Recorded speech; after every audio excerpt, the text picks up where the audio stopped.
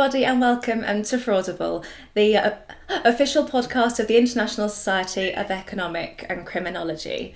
In this episode, we're going to be discussing crime in art, and I am over the moon to be joined by academic Aisling Twomey and practitioner Alex Wood. So, Alex, if I could ask, please, for you to give a brief introduction to yourself, that would be wonderful. Yeah, so I'm Alex. I used to be, as you know, a prolific fraudster, but I now advise banks and government and institutions and so on about how to stay safe from the bad guys. And I'm part of the Scam Secrets team on BBC, so that's a weekly show on Radio 4. And I have a particular interest in art, and I before I was a criminal, I was a musician and a classically trained violinist, and used to collect violins. And I've also been involved in art fraud myself. So I have a decent perspective for this podcast. Thank you, Alex. And Aisling, same to you, please. Thank you very much for having me. So I'm Aisling, or Ash if you prefer. I have been working in financial crime for over a decade now in London. Before that, I worked in human rights in Ireland, which is where I grew up. And a couple of years ago, I started to think about going back to university to do my PhD. And when I thought about a topic, it seemed to make a lot of sense to me to think about money laundering, which is the thing that I've come to know a lot about through work, and then how that might apply in different sectors. And at the time I was starting, the art market had just been regulated for a couple of years. So it seemed like a good place to tack on some research into something that's not really been done before. So I'm 3 years in now. It's been a lot of fun. Amazing. Thank you very much. So, Ash, what's your thesis about specifically? Sure. So what I started to look into was how money laundering regulation was impacting on the art market, and whether the art market in general can work well within the kind of terms of regulatory engagement that we in banking would be more used to or similar. So the art market has been regulated now since the 5th Money Laundering Directive. And I think it's really difficult for an industry to get up to scratch on all of the expectations and requirements that come with being regulated in a space like this. So I wanted to try and explore to see how effective that was going to be from a regulatory perspective, kind of taking the viewpoint of, are we going to manage to prevent more financial crime by doing this? Or are we not? Is it going to become a tick the box sort of exercise? And I don't have a conclusion to that yet. I'm 3 years in, so my PhD is moving into the phase where I'm set to do quite a lot of interviews with art market participants to get a view from them. I have views from regulators, but views from the actual AMPs themselves on how they're feeling and what it's like, and what the pros and cons and positives and disadvantages are, will be really, really interesting to help me reach a final conclusion. Thank you. So when it comes to money laundering in the art space, are we talking about people who are trying to disguise their funds that have been acquired through crime by purchasing art? Is that what is that the path that you're going down here? So there's kind of a twofold approach to it. One is the one that you're talking about, where a criminal will commit a crime, gain some financial benefit, and then utilize that financial benefit and funnel funds through an art purchase or an antiquities purchase or similar. It's a really good way of disposing of funds, for sure. It can be very high value, and a lot of the pieces that are on sale will command extremely high input. And often if you purchase them through an auction house, the time that is needed to complete due diligence can be quite short in real terms. So it can be relatively easy to work through that process, and for your source of funds and source of wealth to not necessarily get the level of checks that we would be used to, say, in a banking environment. That's one type. But if you look at the other side of it, and art crime more generally, something like the theft of a piece of art from someone's wall, that obviously necessitates also a money laundering offence, because someone is now in possession of stolen goods. Mm-hmm. And there's also things like the execution of frauds or forgeries in the art space. Those result in the same outcomes. Fundamentally, you have committed a crime for gain, and whatever you hold, possess, or move is also obviously a money laundering offence. So there's a little bit of both worlds in it, where you've got criminals who really don't care about the art at all, but consider it as, a piece of investment to hide what they've been up to. And there's also the art criminal who ends up committing a further money laundering offence as a result. So you have to take the perspective from both sides to try and understand the scale of what the art market is up against, really, because it's coming from both sides for them. Of course. Alex, where do we start with you? Well, it's a fascinating space, isn't it? Because it's got its own specific risks that you don't often find in other areas of money laundering. So, if you think about what might be a flag for a bank, for example, all art sales, if somebody goes to an auction and buys a piece for £20 million, it is always going to come up as an unusual purchase or as an unusual activity by virtue of what it is. I mean, unless somebody's buying these things every week, it is going to be flagged as unusual. So it should be triggering something. But a lot of sales are done, well, maybe not between the auction house and the customer, but a lot of sales are done anonymously. The art market is often steeped in anonymity, and you go to a gallery or an exhibition, and things will be on loan from an anonymous donor, or and you've actually no clue really who the beneficial owner is. I remember when was it Salvador Mundi was sold by, was it Chris? I think it was Christie's or Bonham. Sorry, it wasn't Sotheby's. It was one of the others. 450 million, if I'm not mistaken, and the person who was purchasing the piece was doing it on behalf of Mohammed bin Salman, and people eventually worked out who the beneficial owner was, but it certainly wasn't the person paying for the piece from the dealer, from the auction house. And deals like that are totally normal in art, but totally frowned upon or prohibited in money laundering. So you find yourself in an industry that's totally at odds with a decent, AML regime. And I think that's the first real hurdle to overcome is there's going to be a huge amount of pushback because it's so contrary to what the art market's all about. Mm-hmm. Yeah, that's definitely a big mainstay in the history of the art market, this notion of secrecy, which is not automatically suspicious, right? These are a lot of, when we think about the type of art market that we're talking about, which is your ultra high or very high net worth individuals spending money, whether ill-gotten or not, those people do have a right to privacy and a right to security. And if everybody knows that a politician down the road has, a Salvatore Mundi hanging in their dining room, that person's automatically in danger. And I think that's maybe the bit that people in the money laundering industry are not necessarily comprehending as a real fear for people who purchase art, right? Like, this is a genuine fear that you're going to have if you own something valuable and suddenly it becomes broadcast to a multitude of people that you own it. That seems remarkably short-sighted from a security point of view. So there is a level of anonymity and opacity in the art market that needs to exist for those ultra high net worth individuals. And it's quite difficult, I think, for the perspective of the art market to change towards something that's more transparency led. One of the main problems I have with every money laundering regime we have in place anyway is that you can look them all up on the internet. If you're a criminal, you can work out exactly what the banks are doing and therefore work around it. And there must be a sort of middle zone there. And I think the art market would struggle significantly with trying to find that middle zone and retain the kind of, different challenges that are coming at it from both sides. Yeah, I think inevitably it's going to push people away from dealing in the UK. So, a lot of these vendors, for example, of think of the very high value stuff. They could sell in Hong Kong, they could sell in China, they could sell in New York. If the UK is being an issue, just sell it somewhere else, isn't it? So all it's going to do is stifle the UK economy.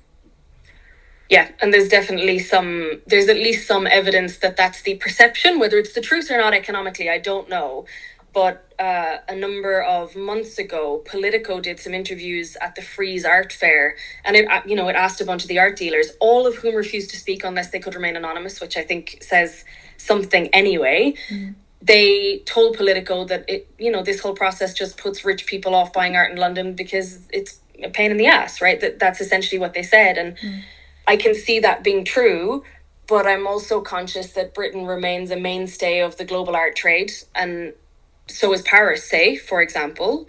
And actually the single rule book for the money laundering directive that's due to come into force next year, that places even higher requirements on all art and antiquities dealers right across the European Union. So you'll have a world where the UK does something a little bit different and a little bit less to what the 27 other member states are expected to do. And for some member states, that won't really make a huge amount of difference because their contribution to the global art market is quite small. But when you think about some of those member states, particularly Italy, particularly France, that have very big mainstay input into the global art market, it's going to have a huge impact on them too. So that commercial element that the AMPs in the UK are talking about is probably going to shift and spread through those countries as well. And probably has already. I'm just not sure that the AMPs in those countries would feel the same way. Those kind of countries like Italy and France tend to have a very long history of being very protective of their cultural heritage, their national history, what art means, what it does. And a lot of that stems from World War II level, sufferings that occurred in those countries, which are not really shared by the UK. And I think some of that cultural difference really comes through in how people talk about this in different countries, for sure. So, Alex, from your previous criminal perspective, how would you avoid these regulations? So for me, it's very easy to avoid. For me, holding art was a very good way of moving money across the world, because especially a violin, for example, you can buy a Stradivarius violin for £1 million. That's a cheap one. They tend to go for 25 million. But you can get a Stradivarius for £1 million. You can move it anywhere in the world very, very easily. It's a lot easier than moving a painting, which is obvious what it is. But in a violin, you could stick a very nice violin in an old banged up case and just say you're with a local orchestra. And the border officials don't know how to examine a 200-year-old violin. And then you've got it anywhere in the world, but also for ease of moving stolen violins, for example. But it could be a pot. It could even be a painting. It's very, very easy to move these things across the world and smuggle them. Again, because border force aren't looking for paintings; they're looking for cocaine and guns and people, primarily. So, for ease of moving assets across the world, it's very, very easy, and you can just leave it in a garage somewhere and forget about it for 10 years, and then when the dust has settled, you can sell it. So that's a well-established way of moving money. But the regulations themselves, they're very, very easy to avoid. A lot of it stems from art purchases being often done face-to-face. So you might go and meet a dealer in Mayfair, for example. He likes to look at you, and you say, "Listen, is there any way we can do this offshore just to save some tax?" And he's up for doing that. He's probably got accounts all over the world. Do it off the book effectively, and that in art is very, very easy to circumvent the law and or the regulations. Unlike buying a house, for example, which might be the same amount of money, that has to go through a whole load of stuff and conveyancing and everything else. But with art, it could be a same value item, and it can just be done under the table effectively, and there's nothing really to prevent that.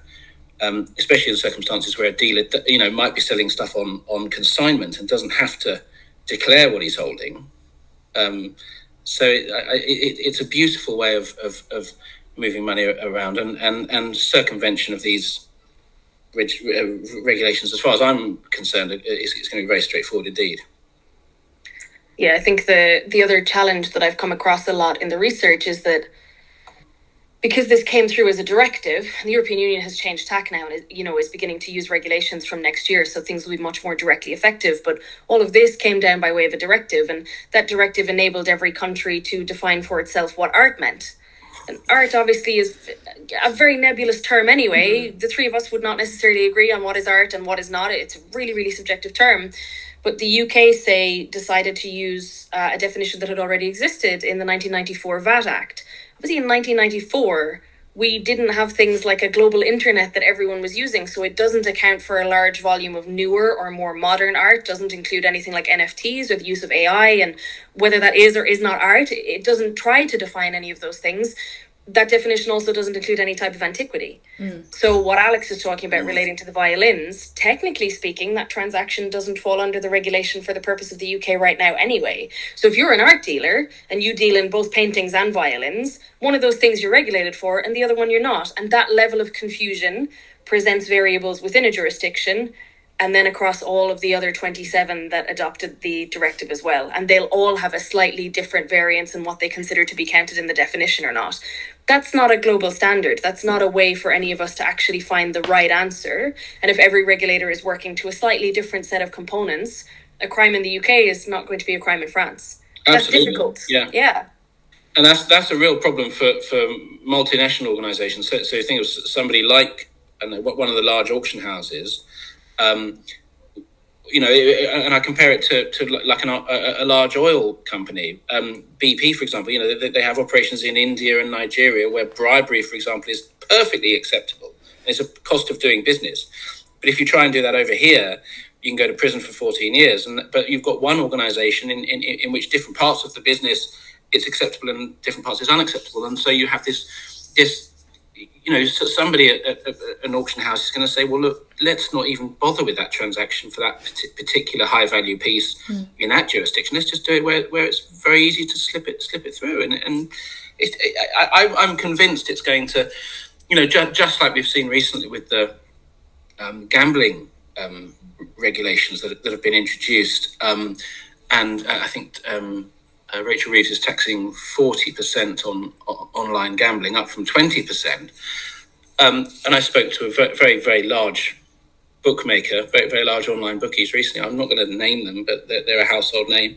And they said, well, we're not going to pay the tax. We're just going to change the odds, make the odds worse for the punters, and they're going to pay it. So it's just going to hit the UK consumer, and it's certainly not going to hit the companies in the pocket where they think it will.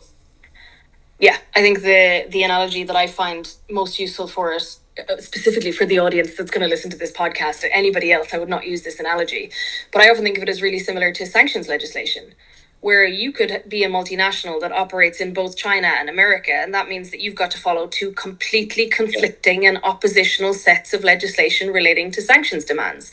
So you end up with large multinational firms, both banks and general commercial and corporations, who have to write policies that say, well, we'll abide by both things at once. And specifically with sanctions, a lot of the kind of steer from these international governments is that you should have to work around them, right? You cannot commit the transaction in a certain way, and that means that we manage to negate some of our liability for it by just going in a slightly different direction, and that's perfectly legal and pretty much encouraged, right? Like, you can no longer do business in this way here, but we're not saying you can't do it anywhere else, we're just saying you can't do it here.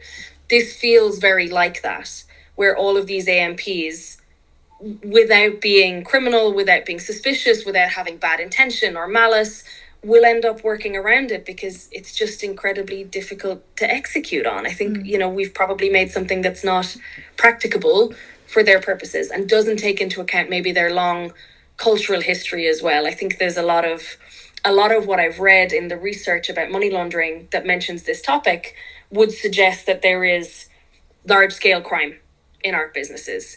And I'm not really sure that that's true, because the people I speak to in the art businesses would say, actually, we care a lot about crime. We want to make sure that we are restituting things that need to be sent back to where they came from. We're all very heavily engaged in cultural debates related to things like the marbles at the British Museum. It's not that there is a lack of ethics or morality in this business sector at all. And treating it in that way probably is going to put hackles up of people who work in the art market who would say, I'm not doing anything wrong.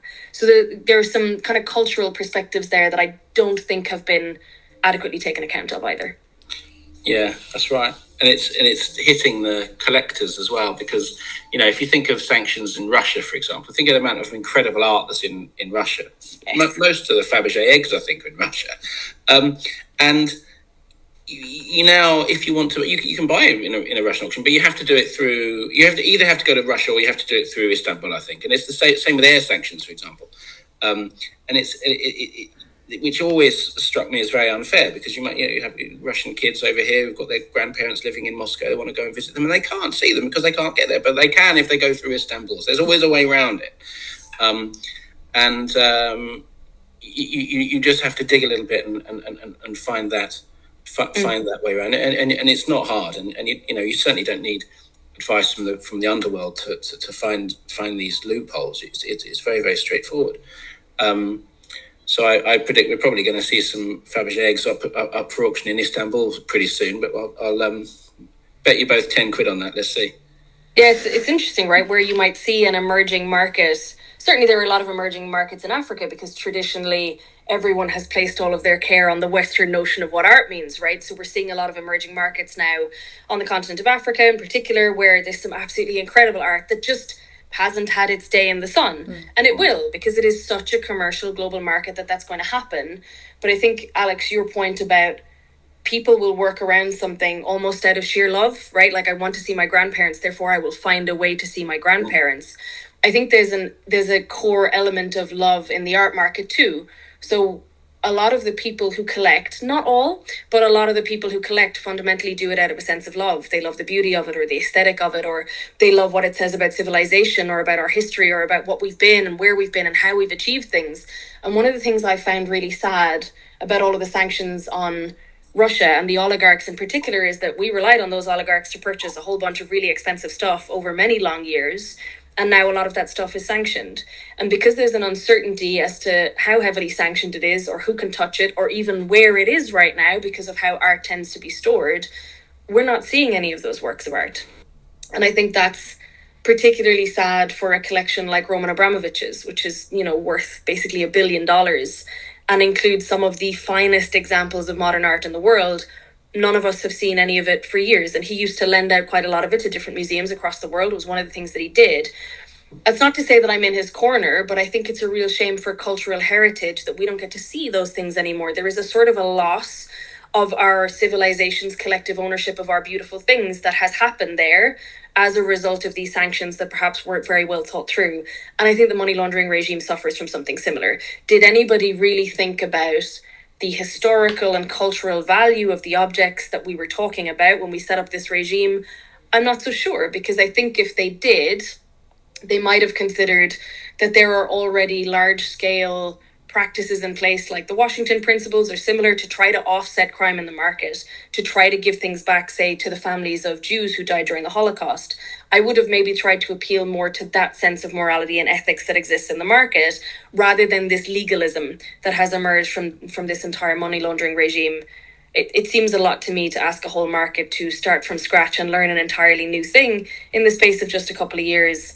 And I can only imagine that the art market will make all the same mistakes that all the banks did, and all the MSBs did, and all the lawyers did, and all the real estate agencies did, because these sectors of enterprise, we don't talk to each other very often, right? Sometimes you will go to a conference and there might be someone there from a real estate firm, or someone there from a Sotheby's. Not that I've seen one at any point in any conference over the last couple of years. We don't have that connective conversation across industries, even though we're all regulated. And that's part of the problem too. Nobody's available to really help them. That's fascinating. I don't know where to go from there. I'm so blown over. I'm like, oh my God. Yeah.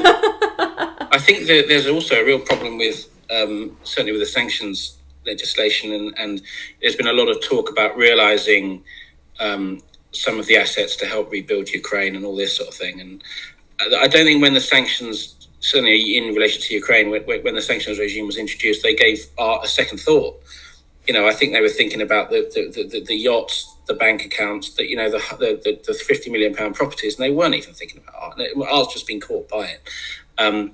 But I have one of the reasons there, the UK recently refused to release money that it was sitting on, and also in Belgium, was because the banks don't want, the banks that are holding this money and holding companies that have frozen some of the art don't want to be responsible for reimbursements in the event that there is a deal reached and all the assets are unfrozen as part of that deal, which is overwhelmingly likely.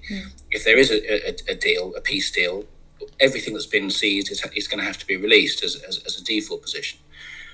And so we're in this limbo situation, and as you said, it's doing the art, it's doing art lovers absolutely no good at all, and we're being deprived of seeing these things, which are all basically being held in escrow. Yeah, and we don't know where, right? Like, that raises the whole Freeport issue of, if you've got a massive art collection, let's be honest, you're not storing it in your kitchen, are you? And a yacht is only so big. There are places where a lot of these art collections are stored, particularly in free ports.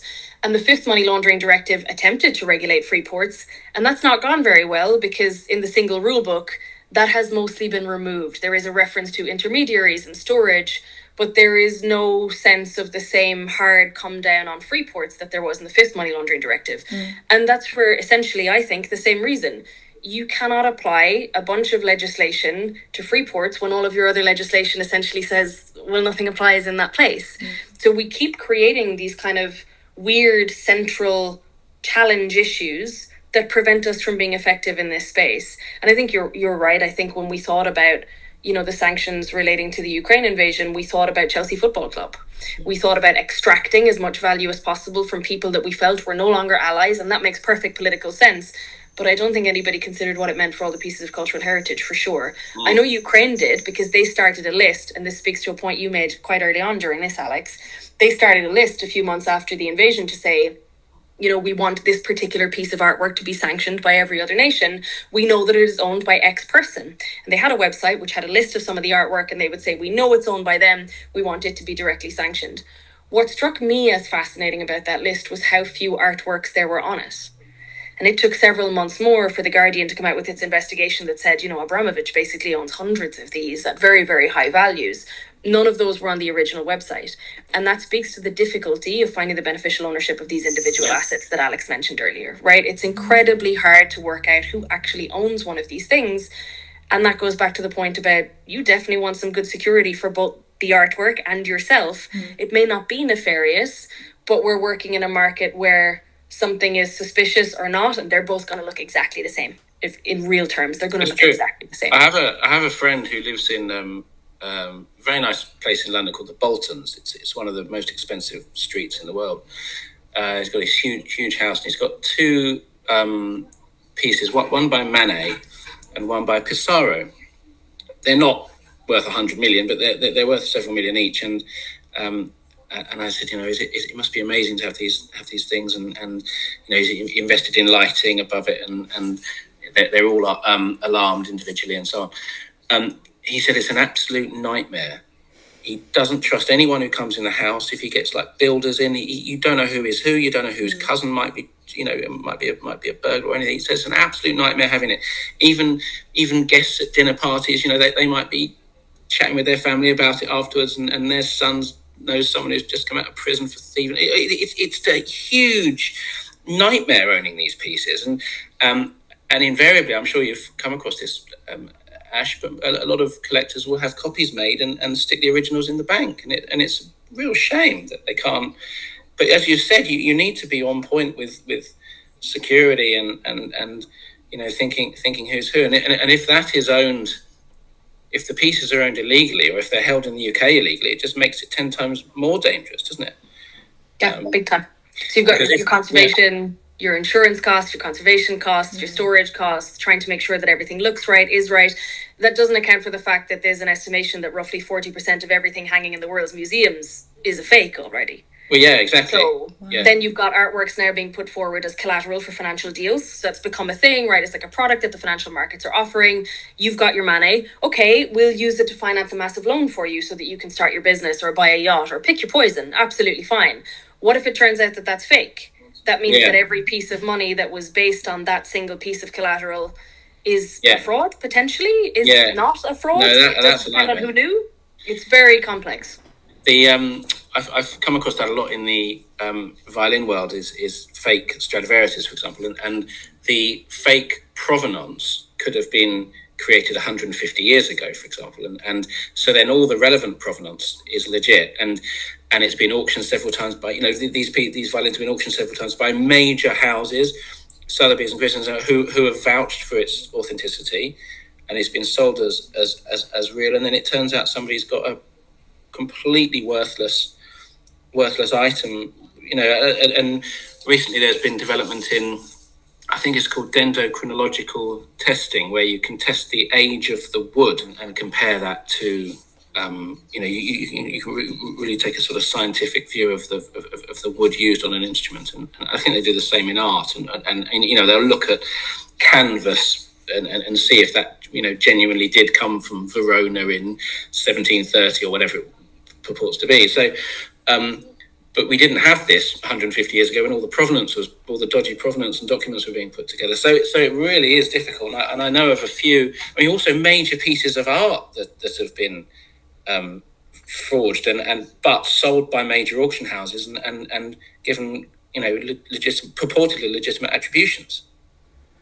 Yeah, it's hyper common, right? This was the Mark Roscoe example. Mark Roscoe, they're beautiful artworks, but they are fundamentally copyable. And so Roscoe, there is an entire panel of people who try to determine the provenance of Roscoe works when they emerge, because it's very hard to do. And it's so modern that a lot of the testing that you're talking about on the wood is not going to be as useful as it is when you try to apply to something from the 16th or 17th century, right? Like, we can, with a painting, chip off a little bit of yellow paint and determine what chemicals are in it. Therefore, what was it made of? At what time in history was yellow paint being made like that? And therefore, do these alleged timelines match up? That's beautiful and it's great science, but it costs a lot of money to do. And so over the years, we've gotten used to the idea in money laundering of source of wealth and source of funds checks, where you ask a person, where'd you get your money? And Claire will say, I won the lotto. And you'll go, great, give me some evidence. And Claire will provide you with something that a solicitor says, she actually did win the lotto. Fair play to her. Great. You write it down, you put it into a file, you move on with your life. You can't do that with an artwork, because the paperwork that you are provided for with provenance information on it may not be real, could be forged. You're not going to be an expert in it. And in order to find the real truth for something very high value, you do need to go down to, what do the chips of paint for this tell us? What's written on the verso of the artwork? How many people has it passed through? Was it in Europe at some point between 1935 and 1945, which means that it's already a total chaotic nonsense mess of trying to work out who genuinely owns it or not, even before you work out whether it's real or not. And so this complexity relating to what I would call source of funds and source of wealth of the asset is not something that's been taken into account for the money laundering regime at all.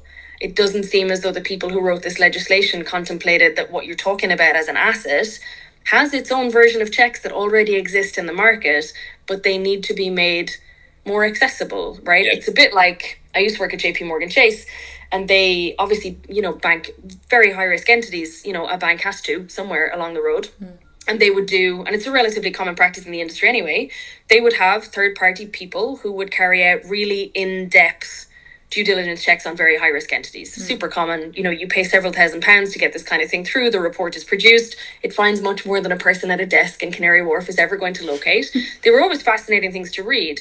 But when you consider that banks pay thousands for that sort of information, that is the bog standard for a high value work of art.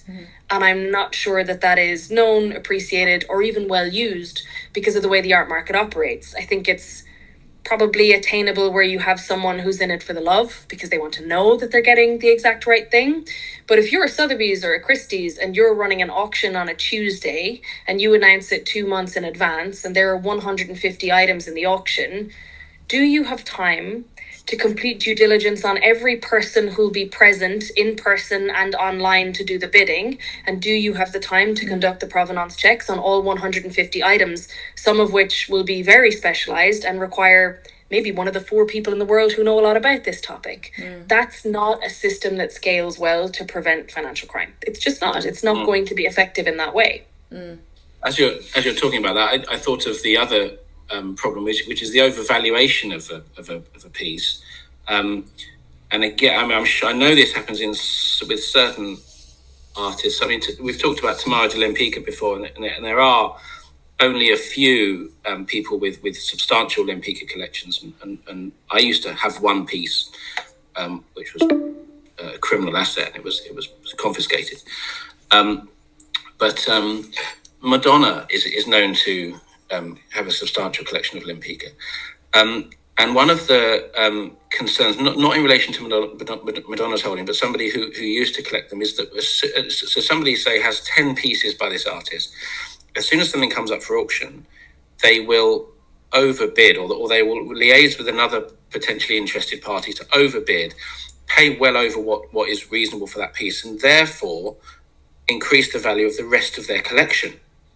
So you have an artificially inflated bunch of assets, and again, that is impossible to unravel unless you can, we're getting into cartel territory, aren't we? It's a bit like price fixing, right? That's essentially what it looks like. But it could be price fixing by a very small number of people who maybe didn't even consider that that's what they were doing, right? Like they just thought, I really want to complete my collection. A collection then increases in value so incrementally, that was probably not their original intention at all. No. Maybe in 10 years' time, when they come to sell it, they'll be like, oh, I was clever back then, wasn't I? Or they will think about it in a vague sort of way, but tangibly, they just wanted to complete the collection, right? And that's not necessarily a crime that anyone has written down, right? But the overvaluation, or indeed the undervaluation of stuff on the art market, presents that problem consistently. And it wasn't a problem until maybe the late 1950s and 60s. So pre that time, almost nothing sold for more than 100 grand on the art market. It just wasn't really a thing. And there's an economic theory. I can dig out the paper, Claire, and send it to you so that you've got it maybe to add to the podcast notes if you want to do that.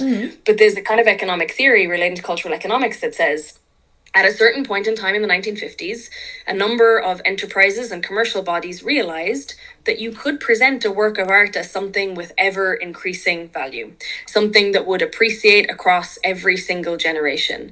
And with that realization, we started to see works of art being sold for millions and millions and millions. And those numbers just crack up every year, right? It's getting higher and higher and higher and higher. And it's very hard in 2025 to consider a world that looks at it in a way that's not commercial. And there's also an argument among some like art academics, like art history academics, rather than art crime people, who would say the art market now is so commercially driven that perhaps artists create for the market rather than create for the art. And that's a really interesting thing to take into account when you think about commercialization, right? If Fabergé existed today, Fabergé wasn't making eggs for a market. They were making eggs for the art, for the attachment to the royal family, for the beauty and the aesthetic. Today, you could see how they might make limited editions of 5,000 eggs retailing at X price, knowing that they generate both a primary and a secondary market for the long term by doing that, because that's how the commercials work in the world that we live in. And I don't think that a money laundering regime can adequately take account of that reality either. Yeah. So you mentioned, sorry, Claire, you actually mentioned earlier about NFTs. Is it non-fungible tokens? So I've been to launches in like galleries in Mayfair where they're exhibiting NFT art. Now, you therefore say, okay, well, that's art because an art gallery is selling it. But these things, I mean, they can go for millions of pounds, can't they, NFTs? And so where does that fall then? I mean, it's not art, as you said, it doesn't fall into the definition of art, but it's being sold by an art gallery. So where do we go with that?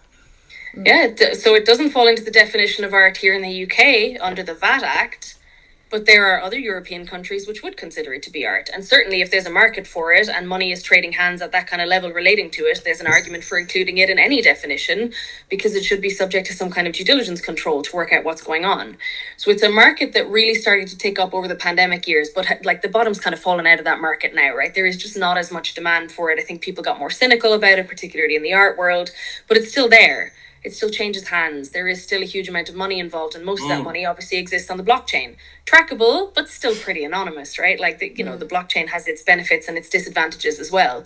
So if you want to think about NFTs, every EU country, plus the UK, plus potentially the United States, plus Hong Kong, would all pretty much have to agree that it is or is not art for the purpose of completing due diligence. Whether that due diligence comes in the European and American sense of money laundering due diligence and regulation, or whether in the Asian sense, which is more about commercial regulation rather than, due diligence for the purpose of financial crime prevention. You'd need to have everyone agree that it is or is not art. And if you all agree that it wasn't, you're kind of just opening up a bigger hole for people to make use of it, right? So you see that I've got the VAT Act up. So Value Added Tax Act 1994, Section 21, and it defines what art is for the purpose of the Act. So painting, drawing, collage or plaque, original engraving, lithograph or print, sculpture cast, tapestry, ceramic, enamel on copper and a photograph is art. That seems to be quite restricted, doesn't it? Very narrow. Doesn't include things like your coins, your antiquities, your bones, which could be looted from multiple areas. Doesn't include furniture. So if you've got like a Louis XIV's chair in your family and someone nicks it, or an old clock or something, it doesn't include that. Doesn't include any of those things. It's a very, very narrow definition. Yeah. Whereas in some European countries, particularly the likes of your Italies, your Spains, your France, they have a much broader sense of what is art, because when you think about it in real terms, they have so many beautiful small towns and cities that have invested in this notion of cultural heritage for hundreds of years, right? Like that's kind of part of the European continental ideal. And so they also tend to have large numbers of police that are assigned specifically to art crime, art theft, art fraud. We don't have that in the UK, despite the fact that we could and probably should, because there are many thousands of pieces of art that get nicked every year right here in the UK, and most of them get nicked from the likes of your grandmother, who had something of value collected over a very long time, and suddenly her house gets broken into and it's gone. And those crimes affect people at a very deep emotional level, as well as the loss of value, right? We've made the mistake when we started this podcast, we talk about the ultra high net worth individuals. Actually, most of this crime impacts at a much lower level. It impacts people in our families who maybe are lucky enough to have hung on to an heirloom for 5 or 6 generations, and it's accumulated value because that's what the market does. They never would have thought of selling it. They just wanted to keep it because it had sentimental value to them, but suddenly it's gone. And the amount of crimes committed there, from the theft through the provenance forgery that would happen to resell it, to the art dealers or art businesses that do move it across borders or move it, within a certain border, all of that is the commission of a multitude of crimes. And several of the people involved will not even know that they're actually part of the commission of a crime. That's really hard to unpick over an extended period of time, maybe for something that was worth £2,000 or £3,000. Who's going to spend their time policing something that was worth £2,000 or £3,000? Even if it does in the end generate wealth for the likes of your Islamic State or similar, right? Like that connection is not necessarily being drawn in the ways that it ought to be. Fascinating. We've got to the point in the show where Claire's going to say she didn't press record. Thank you for having so much confidence in me. She pressed record. She pressed record, right, Claire? Yes. Let's do it all again. 6 hours ago. I was going to mention as well, I'm currently writing a paper on fraud and forgeries based on the Mark Hoffman case. I don't know if you've heard of... Okay, good. So the sort of path that this paper's going down is that people are still placing a lot of institutional trust in these bodies that will deem certain pieces of art to be genuine as opposed to fakes. But then also what Hoffman did as well was that he created fakes to legitimise other fakes that he had made. So we're sort of looking at this sort of chain almost of just being able to really devalue genuine pieces or to inflate the value of forgeries by creating other fakes to make them seem real. So the real sort of sense of what is art is ultimately being lost, because of the regulations that you've said that are being very sort of closed in terms of what counts as art. But if someone's able to create fakes to legitimise other fakes, then we're sort of left in this very materialistic space, I guess. Also, I mean, it always staggers me when somebody comes on the news and said, "Oh, this wonderful piece of art's just appeared after being missing for 120 years. Look, isn't it wonderful how we found this in our loft?" And it could be an old book, or it could be some piece of art, and surely that's got to be a red flag for absolutely everybody involved. That's when you really need to start examining the paint and everything, because it's so unbelievably unlikely, isn't it? Yeah. Yeah, for sure. I'd still wait for someone to say that they found the Vermeer that's been missing since 1990 from the Isabella Stewart Gardner Museum, right? Yeah. Someone's going to be like, I found the concert, and that should be treated with so much suspicion because it's so unlikely, right? But there's a lot of big interest involved in this as well. So there was a forger in the 1990s, Eric Hebborn, and he wrote a book basically explaining how he did it, how he forged all of these artworks, some of which ended up hanging in really famous galleries. And several months after the book was published, he turns up dead because someone hit him in the middle of a street in Rome, and they just find him on the street dying. And you have to question, was that coincidence or not? And there seems to be a lot of big heavyweight dirty interest involved in this market, and the depth of the market's own complicity in that is very hard to know. But we shouldn't assume the worst, right? I can give you a funny anecdote. There was a guy in Switzerland who had a beautiful Stradivarius. It was worth £10 million, violin, beautiful example of Strad. And he was the leader of an orchestra, and he had a nice Porsche, and he was racing his Porsche through the Alps, and he stopped for petrol. The violin was in the boot. He went and paid for the petrol, and some car thief nicked his Porsche. And the guy phoned the police, and he was like, "Oh my God, my violin's in the back and everything else." 10 minutes later, they found the guy who nicked the car dead with a bullet in his head, and the violin gone out the back. And that was the luckiest thing that could have ever happened to this guy, because I think the mafia had identified that this violin was moving around the country, and they wanted the violin. They shot the driver, and it turned out to be the thief. But rough justice. Big interests, right? It's definitely scary world. I think it's a scarier world maybe than some of the things we see in banks, for sure. Yeah, absolutely. I was hoping to end on a lighter note, but I think we're going to have to end it there. But such is life. That is all that we have time for on this episode, but I would like to give my huge thanks both to Ash and to Alex for joining me today. My name is Dr. Claire Norman-Maillet, and this is Fraudible.